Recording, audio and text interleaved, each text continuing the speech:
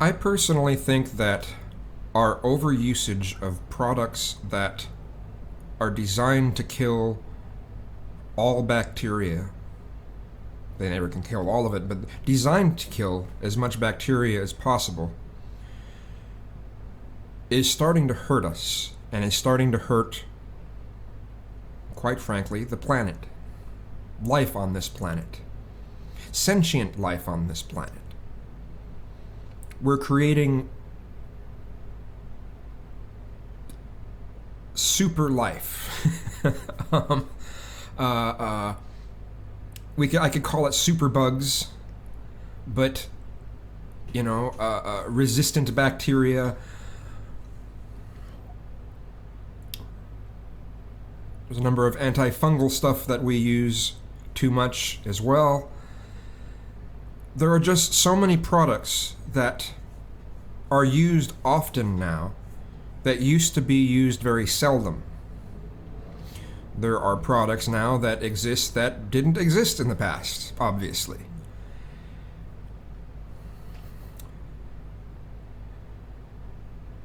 There is a number of types of toxic algae, toxic plant life that is killing sea life. Freshwater and saltwater. I think a lot of these products we use are probably at fault for this. Just like I think a lot of the usage of things of some of the pesticides we use so much, even though they were supposed to be deemed more safe than the older ones, are killing the bee populations. I'm not going to claim that I know which ones are doing it, but logically it makes sense that if things adapt, and we keep introducing things that make it so the only way it's going to survive is to adapt, that we may be creating things that are really bad that we're not going to have much of a way of getting rid of.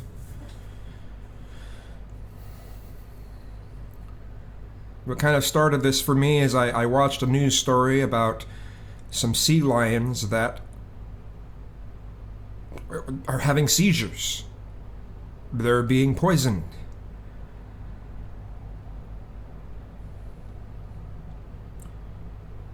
We can calculate how much of the products that we're using and how much it dissipates and how little effect it has on things directly. But I haven't seen much as far as the studies for how this stuff can affect life that is going to adapt and possibly become things that we're really not going to want around. I think about Spanaway Park. It used to be a lake you could swim at. Now it's just like they got signs everywhere. Don't go in this water. It's toxic. I'm betting it's from some of the septic systems and the products that get used that end up seeping into some of the water that normally, if those products weren't being used, wasn't much of a problem. But now it is.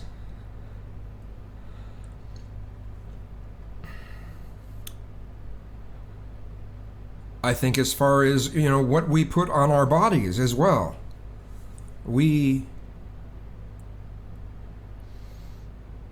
are making ourselves more susceptible to types of bacteria that normally wouldn't really affect us much if we were continually bombarded with some elements of it throughout our lives. I think about how, there are these studies that show that there's fecal matter on shopping carts, on the handles of shopping carts. A certain percentage of fecal matter there. Oh, it's so horrible, it's awful, it's nasty to think about. But if we were to have all of those things perfectly sterilized, I think about how when people overly sterilize things for their babies, they can give their babies thrush. Now thrush is not the same thing as some sort of superbug, but we do have these superbugs.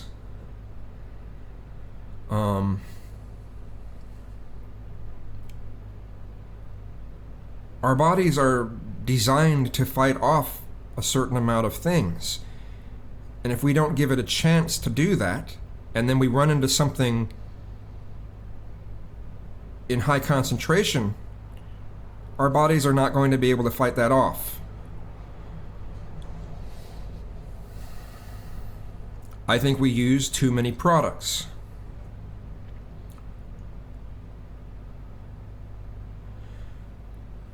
I just do. And I felt this for a long time. My whole purple thing was a very huge departure from that.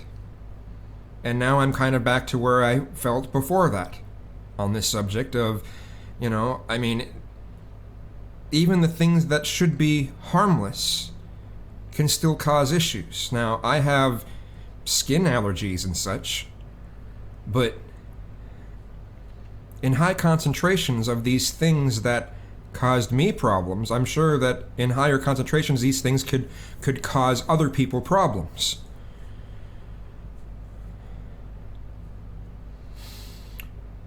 Okay, I'm not working right now. And so there are things that most people do because they're working, and they would be fired if they didn't do those things. Just people, I don't wash my pits. I don't use much soap, generally. I keep the areas that are really important to keep clean. My hands, my face, my beard, my scalp, my teeth, my mouth, and my ass. And everywhere else I don't really do much with. I don't wear regular shoes. I wear sandals most of the time, open-toe shoes. When I wear open-toed shoes, I never have problems with athlete's foot of any kind. If I wear shoes for just a week, obviously change the socks every day. I can thoroughly scrub my feet every single day. But if I wear shoes and socks, fresh socks, within a week I'll have athlete's foot.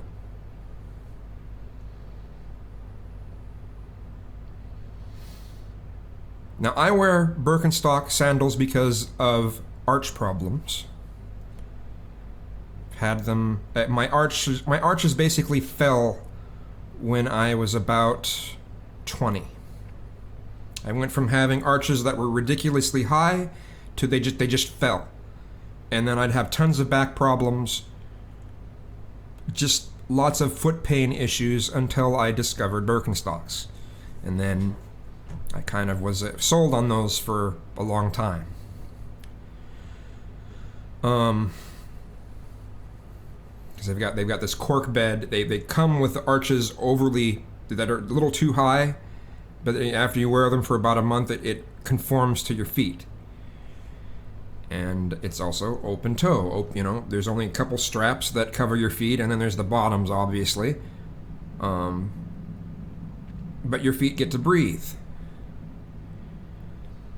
I think it's important that we allow our feet to breathe, but, that's not the norm. Neither is my stance on pits and soap and constantly bombarding our, getting rid of the natural oils that are on our bodies. Constantly. Which allows,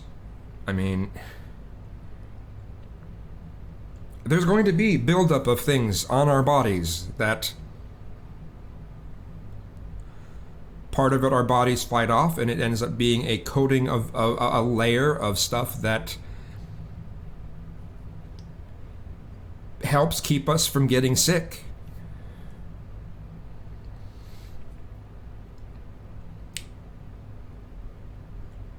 And this is because we end up fighting off some things that accumulate on our bodies generally. And we're not stripping everything away to where if there is something nasty, that it can just come right in through, microscopic cracks, from dry skin, a number of things like that.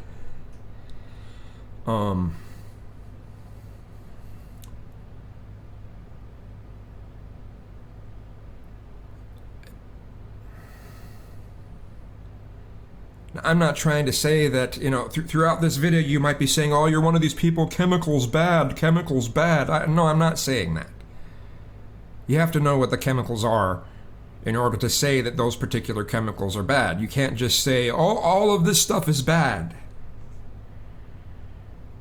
Because there are going to be some things that if you do read the ingredients, you do study up on ingredients, there are a number of things that are going to be safe. There are going to be things that don't have these properties where we're creating superbugs, that don't have these properties that we're stripping away things from our skin that help protect us.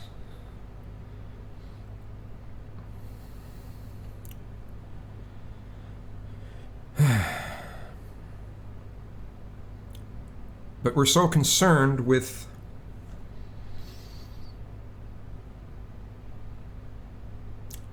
looking and smelling, I'm sorry to say, artificial. We don't want to be reminded that we're animals. We want no reminder that we're animals. Most people, I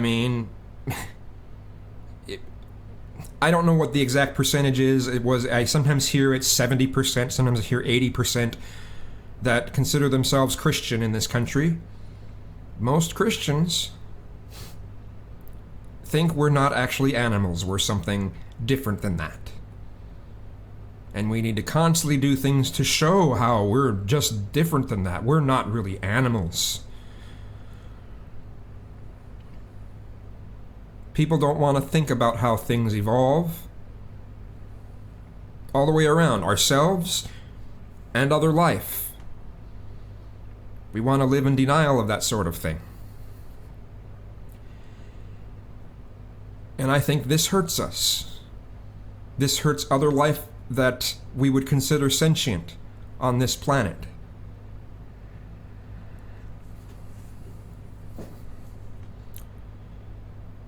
Though some of the things we do are allowing other types of life that is unhealthy for the life that we do consider sentient to be very undesirable.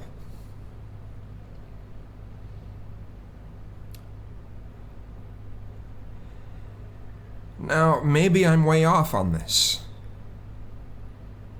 And you can make all the comments you want about me.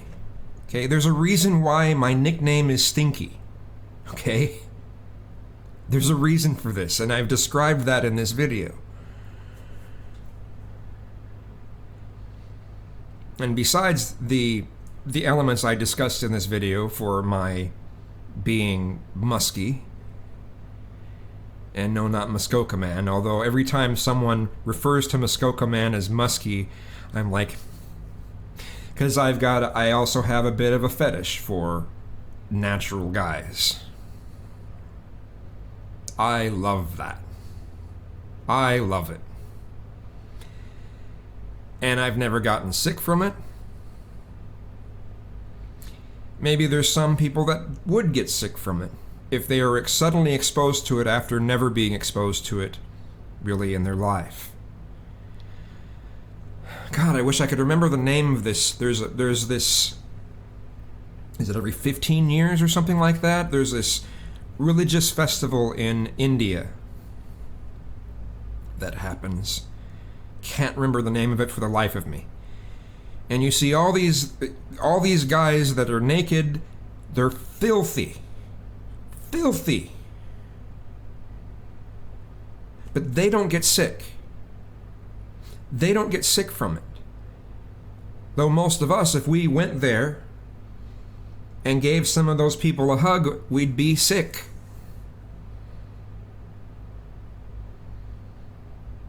Because we're not using our bodies for what they have evolved in order to handle.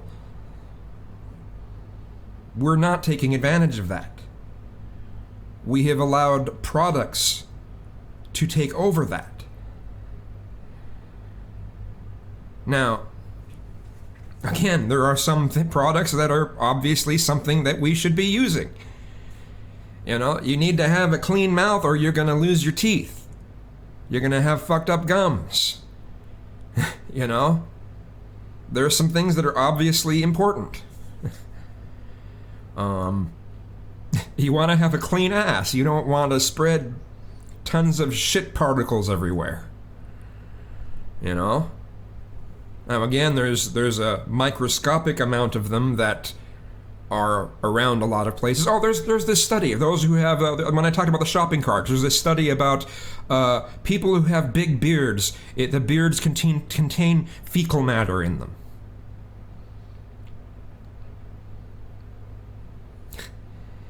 You know who I think, the people that I think have some of the most fecal matter on them are those that have a cat box that they don't change very often in the bathroom, and they go take a shower, a nice hot steamy shower. Shit particles, cat shit particles. That's great.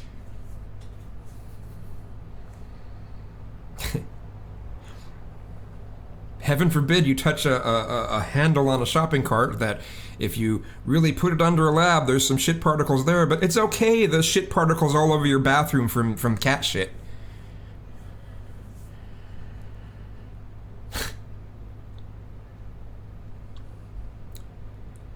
You know, a lot of people are going to call me nuts in this video.